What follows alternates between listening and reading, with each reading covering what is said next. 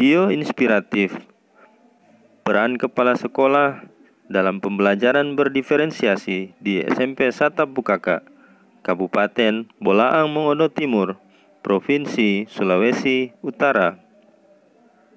Bismillahirrahmanirrahim. Assalamualaikum warahmatullahi wabarakatuh.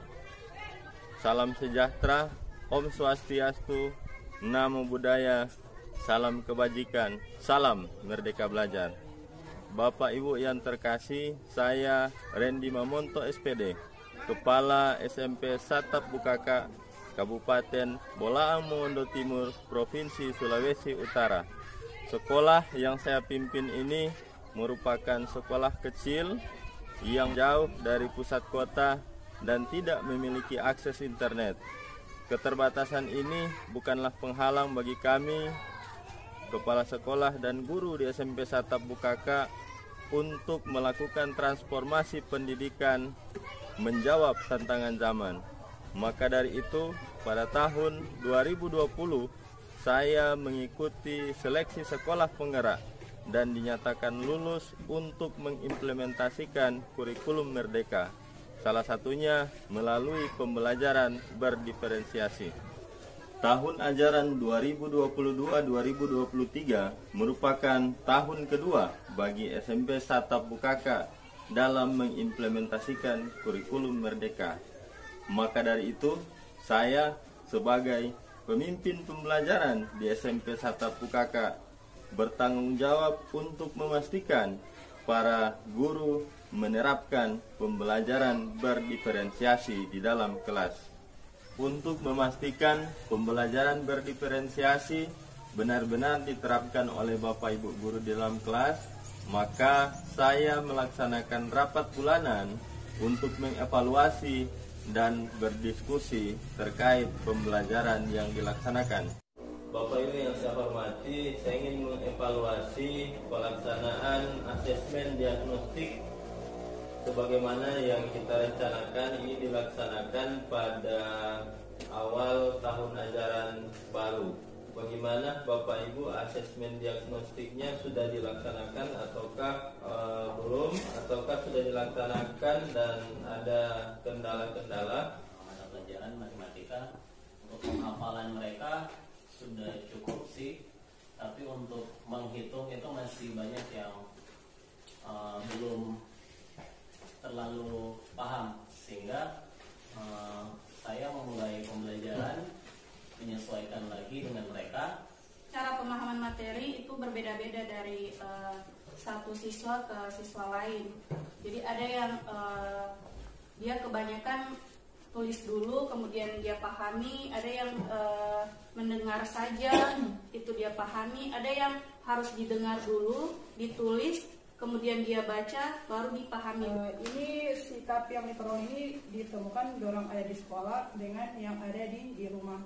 Yang belum melakukan asesmen, mari orang kembali ke prinsip ya di kurikulum Merdeka ini, bahwa asesmen itu adalah sesuatu atau bagian dari pembelajaran sebenarnya asesmen.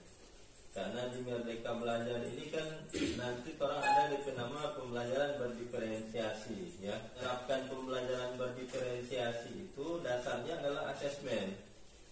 Setelah melakukan asesmen, saya harap rapat ini dilaksanakan kurang lebih 2 jam. Para guru antusias menyampaikan hasil asesmen diagnostik dan proses pembelajaran yang mereka lalui. Dari hasil evaluasi, ternyata sebagian besar guru telah melaksanakan asesmen diagnostik dan pembelajaran berdiferensiasi. Namun, masih banyak kendala yang mereka jumpai. Ada beberapa hal yang disepakati pada rapat ini.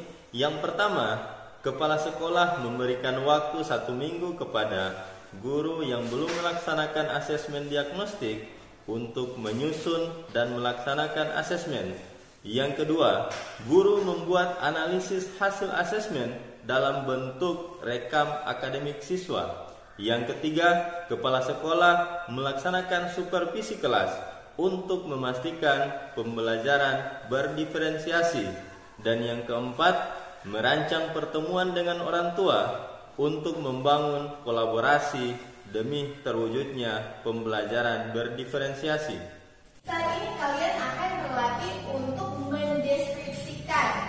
Nah, di sini Ibu akan sajikan gambar. Jadi ini salah satu contoh gambar. Jadi kalian bisa memilih gambar yang mana, dan kalian itu akan dibuat dalam 2 kelompok. Jadi Ibu akan mengelompokkan. Jadi masing-masing ada kelompok 1 dan kelompok 2. Nah, kelompok 1 ada kita, kelompok 2 ada Naya.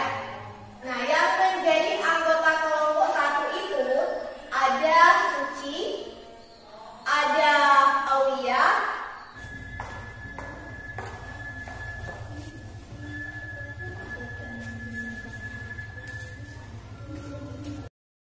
Saat kepala sekolah melakukan supervisi, dijumpai guru melaksanakan pembelajaran berdiferensiasi.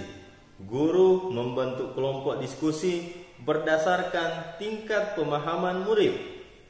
Hal ini dilakukan untuk memberikan pembelajaran sesuai dengan kebutuhan murid. Dalam kelompok, murid yang pemahamannya lebih dibandingkan dengan teman yang lain dapat berbagi pengalaman dan pengetahuan.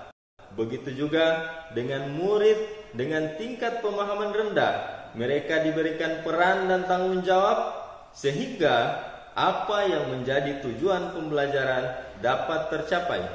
Di pusat pendidikan itu, jadi ada 3 lingkungan ini.